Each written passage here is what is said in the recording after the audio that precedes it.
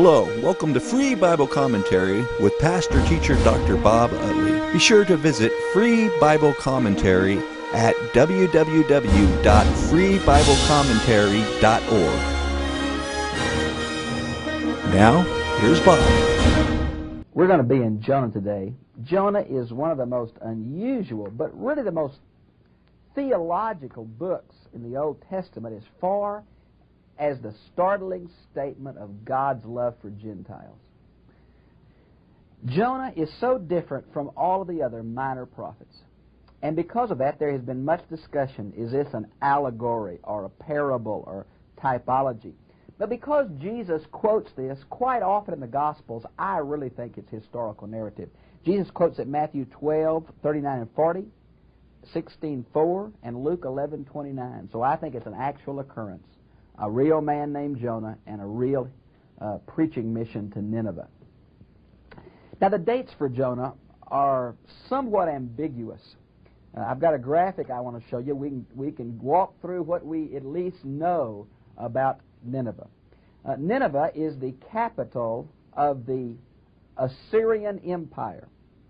At this point, we're not sure if it was obvious that they were going to be the power that takes the northern 10 tribes captive, although Jonah is mentioned in the reign of Jeroboam II, who is the last major king of the northern 10 tribes, and his reign was 783 to 743 B.C., and you can see it in 2 Kings 14:25. Some possible internal dating factors was there was a real trend toward monotheism in the reign of Adad Nirari III, 810 to 783 B.C. There was also a major plague during the reign of Ashurdan, 771 through 754 B.C., which might have been the setting. Now, Nineveh, we know, was destroyed by Babylon in 612 B.C., so it had to be earlier than that. Exactly what the time element is, we're just not certain, just not sure at all. Now, let's look at the book then itself.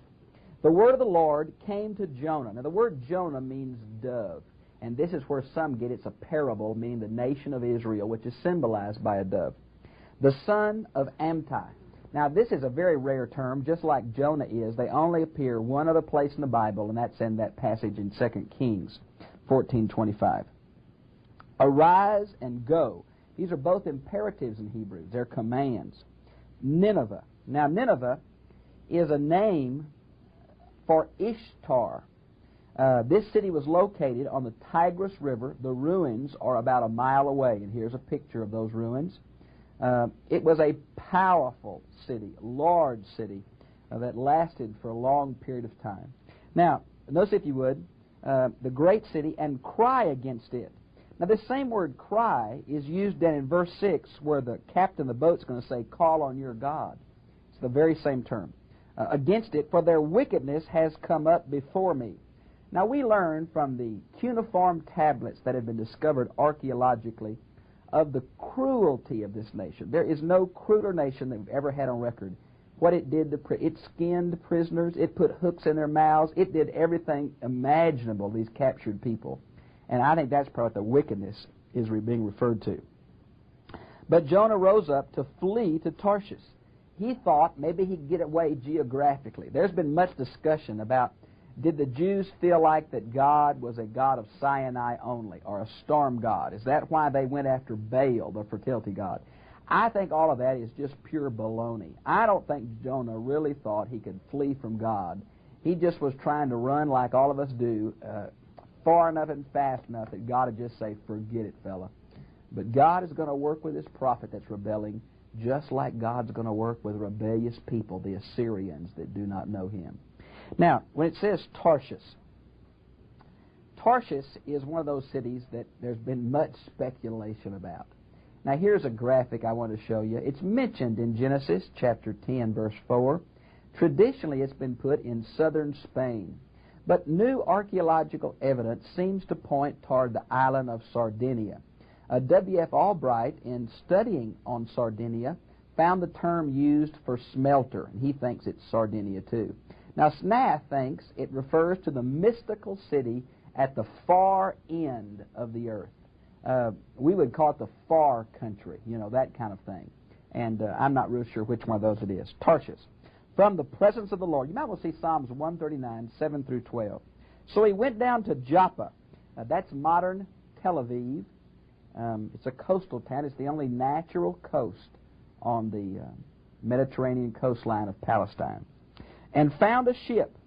Now, boy, that's irony, because Jews just don't get on ships. They are not a seafaring people. They want to stay on land. And so Jonah getting on a ship, probably a sign of how desperate he was, that was going to Tarshish. He paid his fare. Now, the Masoretic text says he paid her fare. So the Jews say, the interpreters, that Jonah was a wealthy man because he rented the whole ship just for himself. Now, the Septuagint says his fare, and that probably is accurate. Okay? And went down into it. Now, we learn from archaeological cuneiform tablets again that the Phoenician ships had 2 decks with 30 to 50 rowers. Then it had a third half deck. So apparently Jonah went down into the deepest hole of the ship, probably where the cargo was, and went to sleep. And the Lord hurled a great wind on the sea, and there was a great storm on the sea, so the ship was about to break up. This was no normal storm. And these seasoned sailors knew that and became afraid. And the sailors became afraid, and every man cried to his God. Here's the kind of like modern eclectic religion. If you get in trouble, call to any god you can name. Maybe one of them will help you out. That's kind of the way these sailors were doing. So the captain, but Jonah had gone below into the hold of the ship and laid down and fallen asleep. Isn't this irony? The ship's about to sink. He's about to die. And here's the prophet of God sleeping in the hold of the ship. So the captain approached him and said, "How is it that you are sleeping? Get up and call upon your God." Now the word "call" is the same as in verse 2. I bet Jonah, waking out of sleep, thought God was talking to him again. "Perhaps your God will be concerned about us, and we will not perish." And here's that eclectic approach. When in a storm, any port, well, that's what these guys were doing with their religious nature. We found, sociologists and anthropologists tell us that every known culture we have found is basically religious. And I think that goes back personally to Genesis 1 and 2, where every man is made in God's image. It may be marred, they may be fallen, but they still have a longing search for God. Man is incurably religious. Now, verse 7, "And each man said to his mate, 'Come, let us cast lots, so that we may learn on whose account this calamity has struck us.'" Now, this casting of lots is an unusual thing. It's very common in the Near East. And notice that God is going to answer these lots, even though it was done by pagan people. I've got a graphic I'd like to show you about the casting of lots. It was a way of knowing God's will. Now, we're not exactly sure how it was done. Here are some possibilities. There was several rocks of one color and one rock of another color. There were 2 rocks on which yes or no were written. Some say it was like a Scrabble game with lots of alphabet in there. Now, we know this was also practiced by the Jews. In Exodus 28:30, that's the Urim and the Thummim of the high priest. In Joshua 7:14, that's the casting of lots for who sinned at the destruction of Jericho. We have it accounted in 1 Samuel 14:40 through 42. And then Acts 1:26 is the lots that were cast to replace Judas with the apostle. Now, notice, if you would, where it mentions here, "And they cast lots, and the lot fell on Jonah. And they said to him," "Who are you?" He started asking all kinds of questions, this guy. "Tell us now, on whose account has this calamity struck us? What is your occupation? Where do you come from? What is your country? From what people are you?" Boy, Jonah knew he was pegged. And so he said to them, "I am a Hebrew." Now, this is a term we think is an Akkadian root. I believe it's spelled Hariru. And it means one who crosses a boundary. So it means foreigners or sojourners, maybe. This is the term that Hebrews use to describe themselves to other peoples. "And I fear the Lord." Now, notice that word is all caps. Whenever it's all caps in your Bible, it refers to the covenant name for God, Yahweh, YHWH, from the Hebrew verb to be, Exodus 3:14. It's the covenant name, the God, or El, of heaven, who made the sea and the dry land. Now, here is Jonah's theological confession of faith of monotheism. It'd be much like the Shema of Deuteronomy 6:4 and 5 and 6. "And the men became extremely frightened, and they said to him, 'How could you do this?' For the men knew that he was fleeing from the presence of the Lord, because he had told them." The sailors here come across much more spiritual, much more religious than does Jonah, the prophet of God. And that's the author's purpose. Here is a rebellious, backslidden prophet who knows God but doesn't care about people. Here is pagans who do not know God but who have greater compassion for Jonah than Jonah does for a whole city of people. The sailors are the ones who come across in this passage much more like the nature of God. Now, verse 11. So they said to him, "What should we do that the sea become calm for us?" For the sea was becoming increasingly stormy. They had thrown over all the cargo, they had lightened the ship, and they were still about to sink. Look at verse 12. And he said to them, "Pick me up and throw me into the sea, and the sea will become calm to you." There have been several theories about this. Is this self-martyrdom, him giving himself as a sacrifice to save these men? Knowing Jonah the way he's predicted in this book, no, that is not what it is. Maybe this was Jonah's ultimate escapism. He's saying, well, if I can't make it to Tarshish, I'll just die, and then I won't have to go preach to Nineveh. Our third, maybe he realized that the penalty for rebellion was death, and he had just reconciled him to the self that God was going to take his life. Well, whatever the reason, notice first the nobility of these men in verse 13. However, the men rowed desperately to return to land, but they could not. They tried to save Jonah. Before they were willing to throw him in the sea, they rowed as hard as is physically possible to get that man to shore, but they couldn't. And they called, look at verse 14. They, meaning the pagan Phoenician sailors, called on the Lord. Now, Jonah's just mentioned his name back over here in verse 9. The word Yahweh is mentioned 3 times in verse 14 in these pagan people's prayer. They are calling on God from sincere hearts more than the prophet is calling on God. Isn't that amazing? We earnestly pray, O Lord, do not let us perish on account of this man's life, and do not put innocent blood on us. Now, innocent blood is the concept of taking someone's life. Remember how Abel's blood cried from the ground unto God?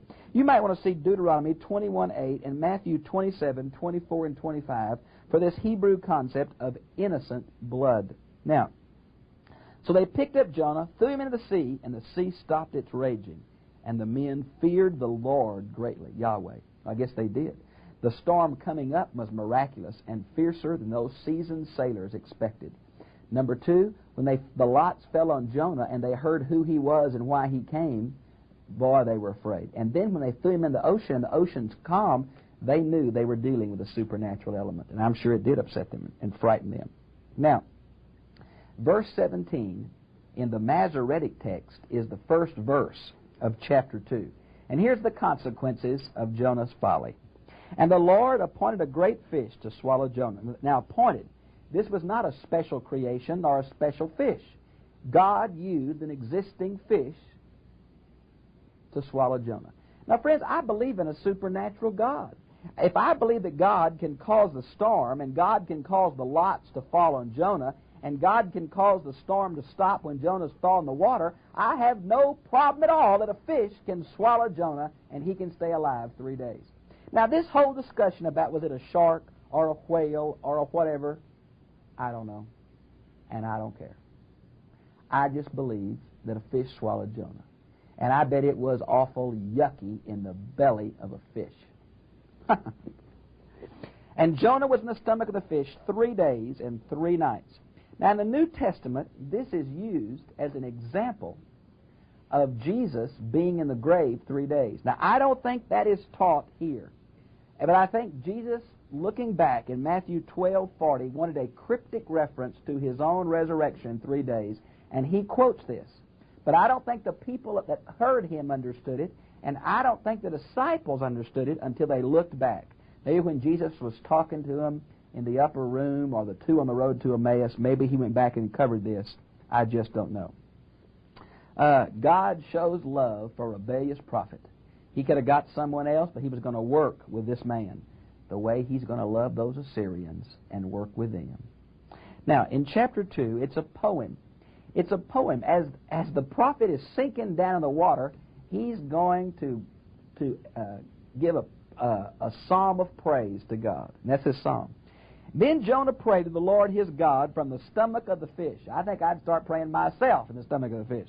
And he said, I called out to my distress to the Lord, and He answered me.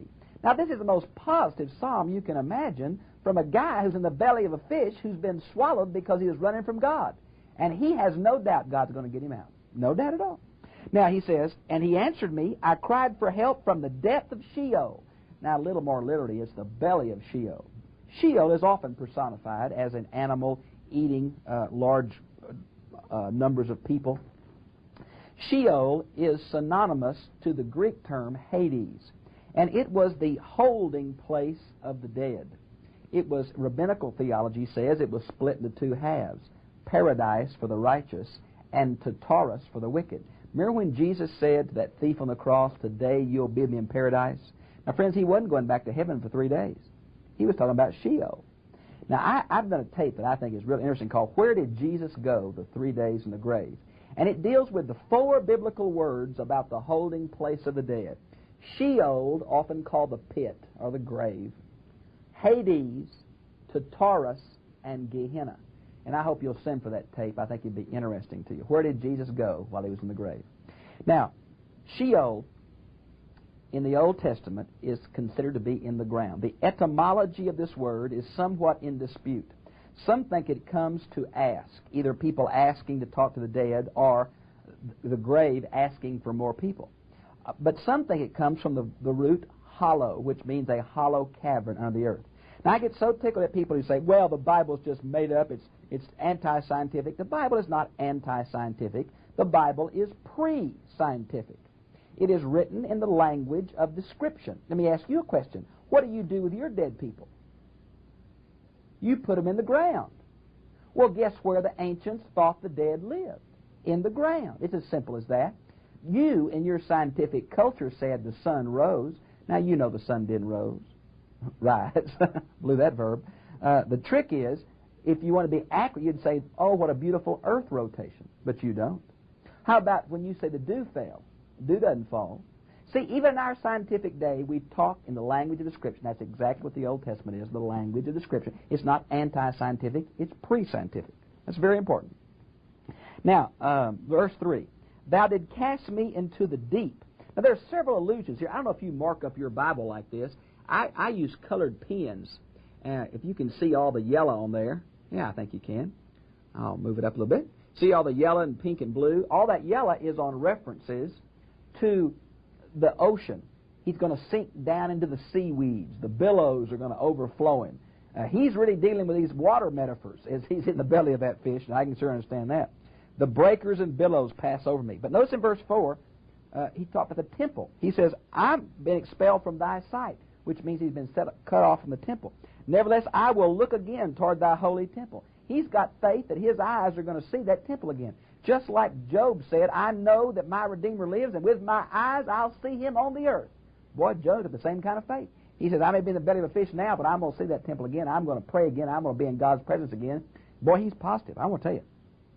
Notice in verse 5, the water overcompassed me. The great deep engulfed me. This great deep is the Hebrew term related to the Akkadian term Tiamat. Now, Tiamat is personified in the Gilgamesh epic, which is the Babylonian creation account. It usually means the primeval ocean. Genesis 1:1 would be the Tiamat, the primeval ocean. Genesis 1:2 is where it is. But in the Bible does not personify it and use it in the mystical sense of the Babylonian creation account. Now, notice again in verse 6, it mentions the root of the mountains. Well, the Hebrew cosmology was that all of the earth floated on the water. And so the mountains of the sea would be what held the earth up. You say, oh, that's a good example. The Bible's just fairy tales. Wait a minute, friend. Wait a minute. Let me ask you a question. If you go start digging holes around, what do you find?